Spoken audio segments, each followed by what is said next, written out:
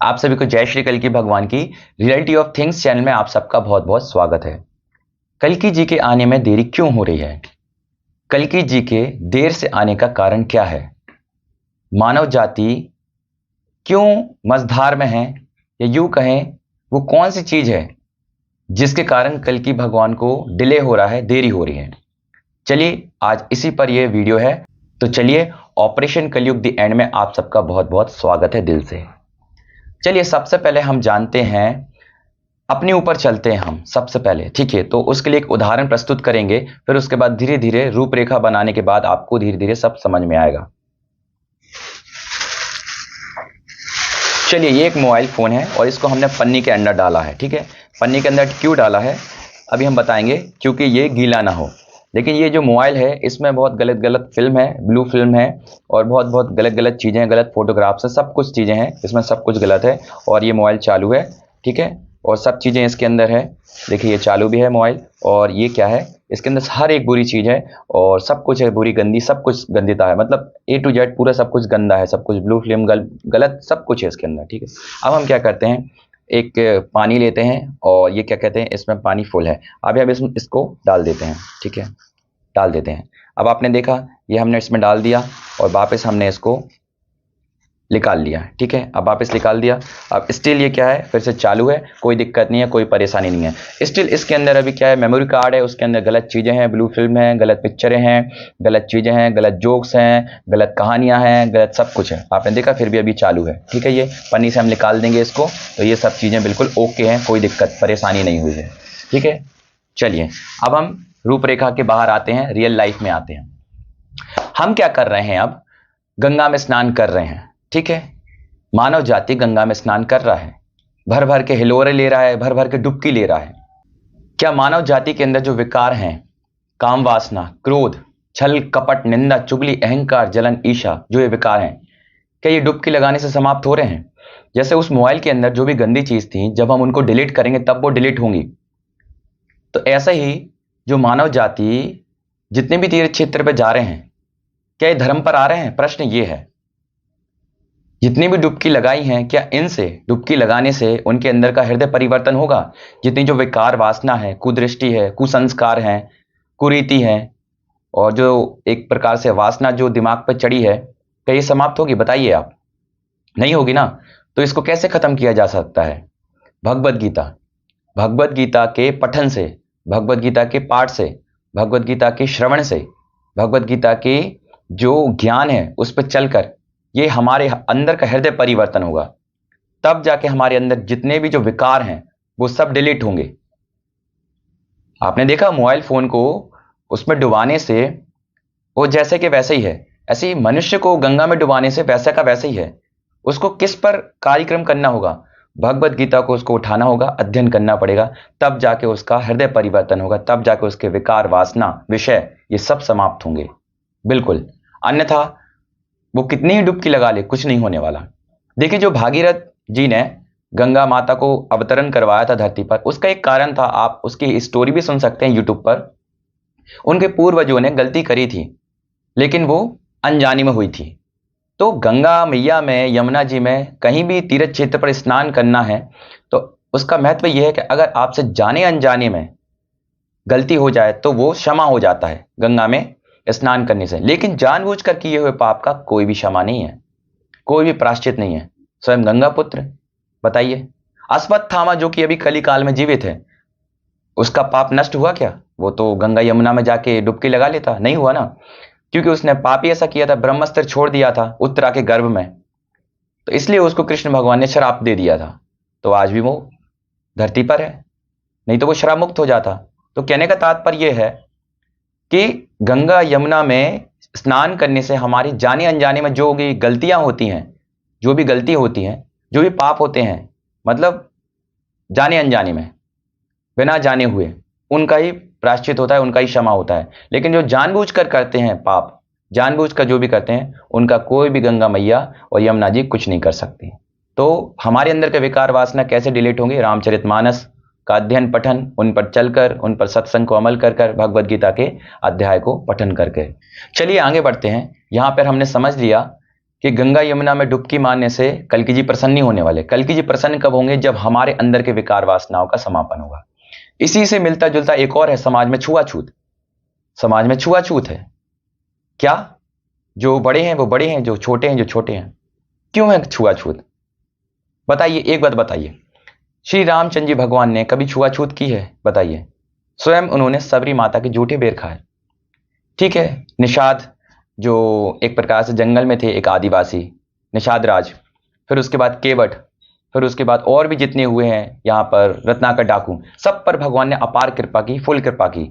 क्या इनकी जात क्या थी? बताइए। सबसे निचली स्तर थी ना, मतलब इनकी जात तो शूद्र कैटेगरी की थी, सबसे नीचे थी। सबरी माता की सबसे नीचे थी, केवट जी की नीचे थी, निषाद राज की सबके नीचे थी। तो आप बताइए, जो छोटा होता है उसको धिक्कारा जाता है क्या? कि उसको गले से लगाया जाता है, उसको प्रेम किया जाता है? बताइए, राम भगवान ने कभी धिक्कारा क्या? जो मानव जाति आज छुआछूत कर रही है, जिसकी वजह से कल की भगवान को देरी हो रही है, क्या ऐसे कल की भगवान आएंगे? बताइए, आप खुद बताइए, सोचिए। श्री रामचंद्र जी ने जो एक चरित्र की मूर्ति है साक्षात, उन्होंने कभी छुआछूत किया है?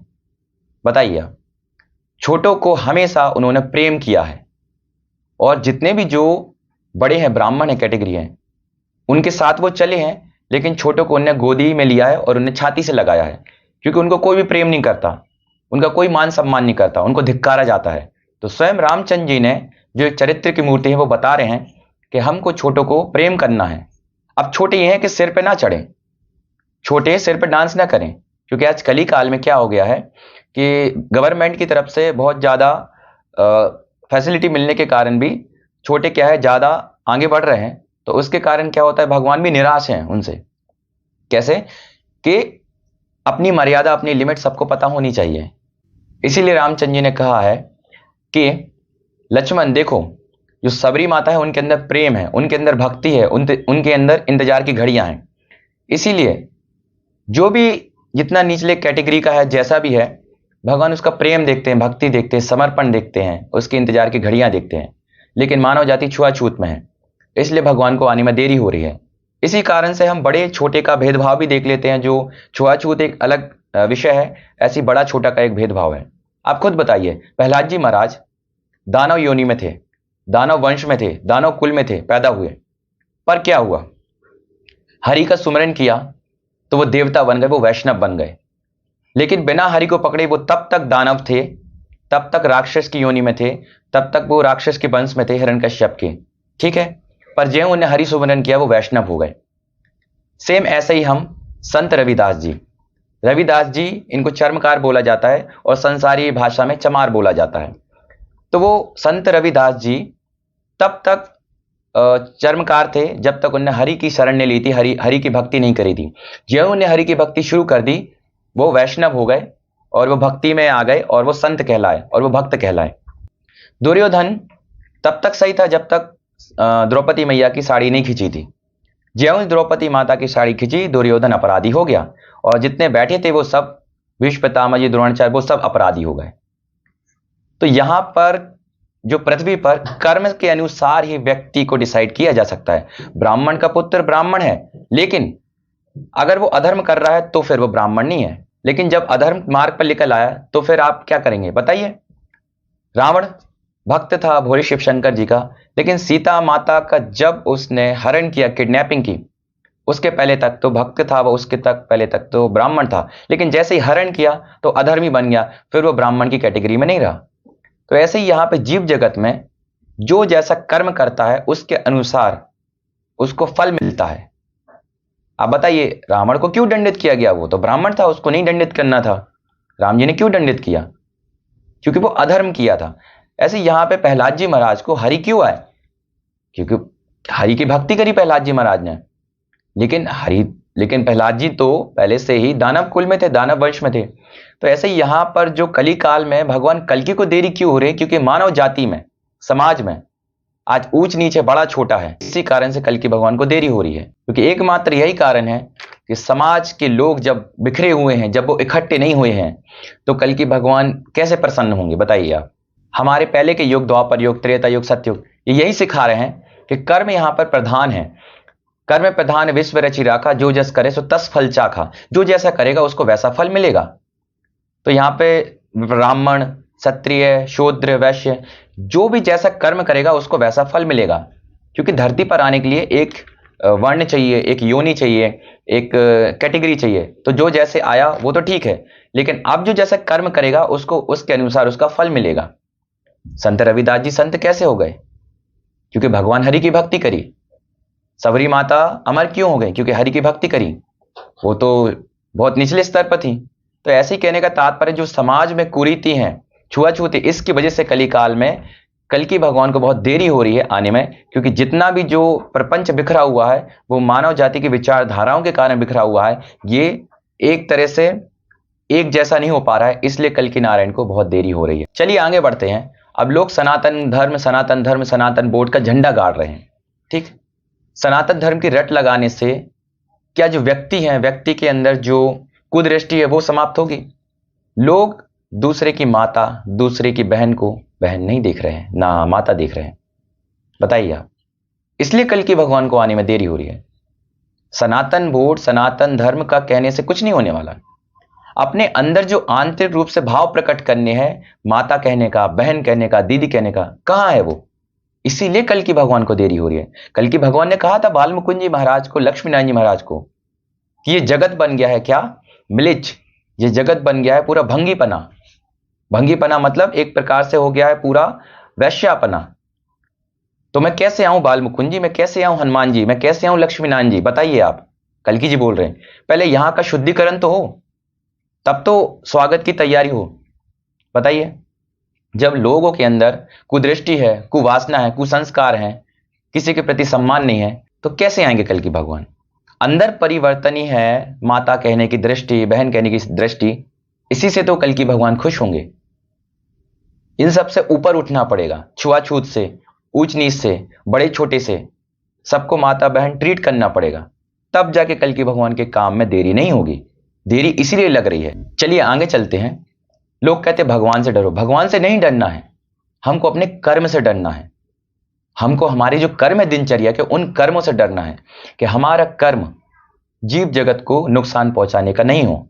हम शाकाहारी हों, सदाचारी हों, सात्विक हों, हमसे किसी का कोई भी अनर्थ ना हो जाए, हमारे किए हुए काम से किसी का गलत ना हो जाए। कर्म जो हमारे हैं, कर्म है वो हमारे शुद्ध होने चाहिए। भगवान से डरने की जरूरत नहीं है, कल्कि जी से डरने की जरूरत नहीं है। कल्कि जी तलवार लेके तो आए हैं और संहार भी कर रहे हैं चारों ओर, और विध्वंस भी कर रहे हैं बहुत अच्छी तरीके से, पीले चावल के साथ। पर हमको अपने कर्म से डरना है, हमको शाकाहारी होना है। जो हमारे व्यक्तित्व के, जो हमारे चारों तरफ हमारी दिनचर्या में कर्म होते हैं, वही हमारे बंधन का कारण है, वही हमारे देवता बनने का कारण है, वही हमारे दानव बनने का कारण है। तो भगवान कल्कि जी ने कहा है कि अपने कर्म से डरो, मुझसे मत डरो। जो तुम्हारे कर्म है वही तुमको भुगतवाएंगे, और वही तुमको सम्राट बनाएंगे, और वही तुमको स्वर्ग में ले जाएंगे। एक चौपाई आती है, निर्मल मन जन सो मोहि पावा, मोह कपट छल छिद्र न भावा। रामचरितमानस की चौपाई है। भगवान क्या कह रहे हैं? निर्मल मन का ही मुझे भाता है, मुझे कोई भी छल कपटी नहीं भाता है। तो क्या जो इन्होंने 60 करोड़ व्यक्तियों ने डुबकी लगाई है प्रयागराज में, छल कपट नहीं है इनके अंदर? बताइए। इसलिए भगवान ने बोला रामचरितमानस में कि अपने अंदर कार्यक्रम करना है। बाहरी तौर पर हमको तीर्थ क्षेत्र पर जाके सम्मान करना है और सनातन धर्म को बढ़ाना है आगे, सनातन धर्म की लहर, सनातन धर्म का झंडा भी गाड़ना है। लेकिन भगवान ने कहा है निर्मल मन। निर्मल मन में क्या होता है? हमारे अंदर जो पट्टी पड़ी है, काम, क्रोध, मोह, छल, कपट, निंदा, चुगली, अहंकार, जलन, ईर्ष्या, ये कब निर्मल होगा? जब भगवान की रामचरितमानस का पाठ होगा, उस पर हम अमल करेंगे। गीता का पाठ होगा, उस पर हम अमल करेंगे। गीता में भगवान ने कहा है जो राग द्वेष है वो मुझे प्राप्त नहीं कर सकता। अब कल के भगवान कैसे आएंगे?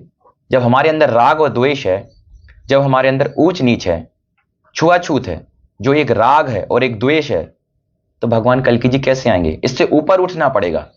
जिस प्रकार का जो राग द्वेष होता है हमारे अंदर, भगवत गीता ने बताया है जो व्यक्ति मुझे प्राप्त करना चाहता है उसके लिए उसके अंदर राग द्वेष नहीं होना चाहिए, राग द्वेष से मुक्त होना चाहिए। अब राग द्वेष तो हमारे अंदर ही है, क्योंकि हम दूसरों को नीचा देख रहे हैं, दूसरों को ऊंचा देख रहे हैं, दूसरों को निंदा कर रहे हैं, दूसरे के संग राग है हमारा, दूसरे के संग हमारा दोष है। देखिए भगवान ने कहा है आप जैसे अच्छे कर्म करेंगे या कुछ भी पुण्य करेंगे आपको देवता बना दिया जाएगा, स्वर्ग में रख लिया जाएगा, एक समय तक आपको भोग कराया जाएगा। लेकिन बात आती है भगवान प्राप्ति की। तो भगवान प्राप्ति में भगवान ने बताया है कि निर्मल मन आवश्यक है। भगवान प्राप्ति मतलब 84 लाख योनियों से मुक्त होना, 84 लाख योनियों से पीछा छुड़ाना। भगवान ने भगवत गीता में बताया है कि जो व्यक्ति राग द्वेष से मुक्त है, जो सब में भगवान का स्वरूप देखता है, सबको नारायण का स्वरूप समझता है, उसका ही मन निर्मल होगा। सब जीव जगत को भगवान के स्वरूप देखता है, वो ही भगवान को प्राप्त कर सकता है, प्रकट कर सकता है। अन्यथा जो भी दिनचर्या के आपके कर्म कांड है, पूजा है, पाठ है, लेकिन हमारे अंदर राग द्वेष है, छल कपट है, तो एक पहर के लिए भगवान आपको स्वर्ग में भी भेज दें या देवता बना दें, लेकिन फिर से आपको वापस आना पड़ेगा धरती पर, 84 लाख योनि में वितरण करना पड़ेगा। इसलिए भगवान ने बताया मुझे प्राप्त करने के लिए मेरी भक्ति में राग द्वेष से ऊपर उठना पड़ेगा, छल कपट से ऊपर उठना पड़ेगा, छुआछूत से ऊपर उठना पड़ेगा, बड़ा छोटा जो अच्छाई बुराई इससे ऊपर उठना पड़ेगा। भगवान का स्वरूप सबको देख के भगवान का काम आगे लेके कल्कि जी को आगे रख के काम करना पड़ेगा, तब भगवान को आने में देरी नहीं होगी। इसी पर भगवान ने बताया है धर्म को धारण करना हर एक स्थिति में, हर एक परिस्थिति में। अभी क्या होता है, लोग नाम जाप भी करते हैं, पठन भी करते हैं, लेकिन वो यहां मुंह मारते हैं, यहां उनके रिश्ते चल रहे हैं, यहां पर उनका पूजा पाठ है, कर्म कांड है, अनुष्ठान है, सत्यनारायण कथा भी है, सब कुछ है, लेकिन उनका कहीं ना कहीं अफेयर है, कहीं ना कहीं बात चल रही है। तो यहां पर भगवान ने बताया है धर्म को धारण करना किसी भी परिस्थिति में यह सर्वोत्तम माना गया है। लोग कैसे हैं, हम तो खाएंगे भी, पिएंगे भी और जल भी चढ़ाएंगे एक लोटा भोले शंकर जी को, नहीं, ऐसा नहीं है। स्वयं भगवत गीता में जो चीज लिखी है वो हर एक चीज अप्लाइड होती है, हर एक चीज अनिवार्य है। हर एक देवी देवता को, महादेव के लिए भी वही चीज अनिवार्य है जो भगवत गीता में श्री कृष्ण भगवान ने बताई है, और वही जगदम्बा के लिए, और वही हनुमान जी महाराज के लिए, और वही हर एक देवी देवता, हर कुल देवी देवताओं के लिए। ऐसा नहीं कि हम मुर्गा भी खाएंगे, दारू भी पिएंगे और भगवान की पूजा भी करेंगे, नहीं, ऐसा नहीं है। जो भी भोले शंकर का भक्त है वो सबसे पहले वैष्णव है। भोले शंकर जी सबसे बड़े वैष्णव हैं, विष्णु जी को पूजने वाले। तो भोले शंकर जी की जो भक्ति कर रहे हैं उनको सबसे पहले विष्णु जी का पालन करने के लिए अनिवार्यता है। नहीं तो क्या होगा, जितना भी व्यक्तियों का पूजा पाठ है वो सब व्यर्थ है। उनका पुण्य तो नोट होगा, लेकिन भगवान उनको मोक्ष नहीं देंगे। तो जो भगवत गीता है वो जो भगवत गीता कृष्ण भगवान ने बोली है वो स्वयं साक्षात भोले शंकर जी ने बोली है। कहीं पर भी ऐसा नहीं लिखा है कि मुर्गा, मांस, मच्छी, दारू, नहीं। जो भी भक्ति है वो शुद्ध भक्ति है। धर्म को पकड़ के भक्ति करना है और भगवान से प्रेम करना है और हर एक जीव जगत का सम्मान करना है। धर्म को पकड़ना है। प्रेम किससे होना चाहिए? भगवान से। सम्मान सब जीव जगत का और सब व्यक्तियों का होना चाहिए। लेकिन धर्म को धारण करना आवश्यक है, चाहे वो भोले शंकर जी का भक्त हो, चाहे वो राम जी का भक्त हो, चाहे कृष्ण जी का भक्त हो, चाहे कल्कि जी का भक्त हो। धर्म को धारण करना मतलब भगवत गीता पे चलना ही अनिवार्यता बताई है। ऐसा नहीं कि भोले जी के, शंकर जी के हम भक्त हैं तो हम तो खाएंगे पिएंगे, नहीं, ये फिर भक्ति नहीं पकेगी, इसमें रस नहीं आएगा, इसमें आनंद नहीं आएगा। इसलिए भगवान ने कहा कि धर्म को धारण जो किए हैं वो ही सर्वोत्तम उनके लिए प्रिय है। तो आज जीव जगत में हर प्रकार से प्रपंच हो रहा है, अधर्म हो रहा है और भक्ति भी हो रही है, 56 भोग भी लग रहे हैं, सब कुछ हो रहा है। इससे भगवान प्रसन्न नहीं होंगे। प्रसन्न होंगे भगवान तब जब निर्मल मन जन सो मोहि पावा, मोहे कपट छल छिद्र न भावा। अब छल कपटी वो हैं तो वो सब जीव जंतु को नहीं भगवान स्वरूप देख रहे हैं, पर ज्यों ही उनने भगवान को, सब जीव जगत को भगवान स्वरूप देखना शुरू किया तो उनके अंदर से छल कपट मिट जाएगा, तब भगवान की कृपा होगी। जा पर कृपा राम की हुई, ता पर कृपा करे सब कोई। देखिए, ब्राह्मण का सम्मान, वैष्णव का सम्मान, ये सबसे अनिवार्यता है। देरी इसीलिए हो रही है कि जो ब्राह्मण है, जो वैष्णव है, उनका सम्मान अनिवार्यता है। अगर इनसे कुछ गलती हो जाती है उनको समझाएं, उनको जो गलत कर रहे हैं उनको बता दें, और फिर नहीं समझे वो उनको उनके हाल पर छोड़ दें। बस यही एक मार्ग है। लेकिन हमको सम्मान ब्राह्मणों का और वैष्णव का और भक्तों का ये बहुत ही ज्यादा अनिवार्य है। इसीलिए हमको इन सबसे ऊपर उठना पड़ेगा। सम्मान अनिवार्य है, और अगर सम्मान नहीं है तो कल्कि जी को देरी होगी ही, क्योंकि भक्तों का सम्मान स्वयं भगवान का सम्मान है, ब्राह्मण का सम्मान ही स्वयं भगवान का सम्मान है। क्योंकि आज कली काल में क्या होता है, देवी भागवती पुराण में भी लिखा है कि कलयुग में सब लोग म्लेच्छ बन जाएंगे, सब आचरण करेंगे, ब्राह्मण भी होंगे वो भी सब म्लेच्छ आचरण करेंगे, और जो शूद्र सब सब रंग में रंग, कलयुग अपने सब में रंग लेगा और सबको वो अधर्मी बना देगा। सब मुर्गा मच्छी खाएंगे, दारू पिएंगे, सब जितने हैं वो मतलब सब प्रकार से कुकर्म करेंगे। लेकिन जो सच्चे ब्राह्मण है, सच्चे भक्त हैं, सच्चे संत हैं, उनका सम्मान अनिवार्य है। जो गलत रास्ते पर है उनको समझाया जाए, उनका भी सम्मान करना है, उनको समझाया जाए, उनको बताया जाए, फिर वो जैसे उनके हाल पर है उनको छोड़ दिया जाए। क्योंकि समझाना भी अनिवार्यता बताइए भगवत गीता में कि अगर कोई अधर्म पर है, अगर कोई गलत मार्ग पर है तो उसको समझाया जाए। क्योंकि भगवान ने किसी को भी ब्राह्मण योनि दी है, किसी को भी अच्छी योनि दी है, लेकिन वो आज के गलत माया के कारण वो बिगड़ गया, वो गलत संगति में निकल गया, वो कुकर्म में निकल गया। लेकिन उसको समझाना अनिवार्य है और उसका सम्मान भी अनिवार्य है। क्यों? क्योंकि गलती की है तो उसके लिए समझाइश बहुत ज़्यादा अनिवार्य है। पर हमें निंदा नहीं करनी है, उसका तिरस्कार नहीं करना है, उसका एक प्रकार से अपमान नहीं करना है, क्योंकि अपमान भी घोर निंदनीय होता है। तो जो कलिकाल होता है वो सब व्यक्तियों को अपने रंग में रंग लेता है। तो इसीलिए भगवान ने कहा है जो भी भक्ति कर रहा है, जो वैष्णव है, जो नाम जाप कर रहा है, जो ब्राह्मण है, जो भगवान की भक्ति में लीन है, भगवान की आराधना में है, उन सबका सम्मान अनिवार्य है। तब जाके भगवान को आने में देरी नहीं होगी। कुल मिला के जो इस वीडियो का सार है वो ये है कि विकारों को हमको परास्त करना है, तब जाके कल की भगवान को देरी नहीं होगी। हमारे विकार परास्त नहीं हुए हैं, हमने अपने विकार परास्त नहीं किए हैं। हमारे विकार जो हैं काम, क्रोध, मोह, छल, कपट, निंदा, चुगली, अहंकार, मोह है, जो मोह है हमारा संसार से, जो काम वासना है, जो छल है, जो लालच है, और आने की लालच है, लोभ है जो हमारे अंदर न, भ्रम है अंदर, जो चुगली है, जो अहंकार है, इन पे हमारी विजय नहीं हुई है। और सब चीज का सार यही है, विकारों को परास्त करना ही मोक्ष कहलाता है। मान के चलो अगर हम विकारों को लेके गए तो फिर हमारा जन्म होगा, जन्म बंधन हमारा बंध जाएगा। लेकिन ज्यों ही आपने इन विकारों को परास्त कर दिया, 84 लाख योनियों के चक्कर खत्म, मोक्ष प्राप्त हो गया आपको। यही जीवन का सार है। इसीलिए कल की भगवान के आने में देरी हो रही है, क्योंकि हमने अपने विकारों को सिर पर चढ़ाया है। अहंकार है तो वो सिर पर है, कोई ब्राह्मण है तो उसके अंदर अहंकार है, किसी प्रकार का किसी के पास धन है तो उसके अंदर अहंकार है, किसी प्रकार का किसी के अंदर वर्चस्व है, यश है, वैभव है तो उसके अंदर अहंकार है। तो जितने भी जो विकार हैं उनको परास्त करना है, तब जाके सतयुग का निर्माण होगा, तब जाके भगवान को आने में देरी नहीं होगी। और ये सब परास्त होंगे नाम जाप से। जितना ज्यादा नाम की शक्ति होगी व्यक्ति के अंदर, मनुष्य के अंदर, जीवात्मा के अंदर, उतना ज्यादा वो विकारों को परास्त करने में सामर्थ होगा। जय कल की जय जगतपते पद्मापति जय रमापति। कल की भगवान का नियमित जाप, नियमित उच्चारण, नियमित रटन, जय कल की जय जगतपते पद्मापति जय रमापति, नियमित रटना, विकार अपने आप परास्त हो जाएंगे, अपने आप उसका मन निर्मल हो जाएगा, अपने आप उसके अंदर से राग द्वेष हट जाएंगे, अपने आप उसके अंदर से छुआछूत मिट जाएगी, अपने आप उसके अंदर से बड़ा छोटे की भावना मिट जाएगी, अपने आप उसके अंदर माताओं बहनों के प्रति अच्छा भाव प्रकट होगा, कुदृष्टि उसकी नाश हो जाएगी। जय कल की जय जगतपते पद्मापति जय रमापति के नाम जाप से। नाम जाप की शक्ति ज्यों जितनी ज्यादा एकत्रीकरण होगी, कलयुग के जितने प्रबल विकार हैं वो सब नाश हो जाएंगे।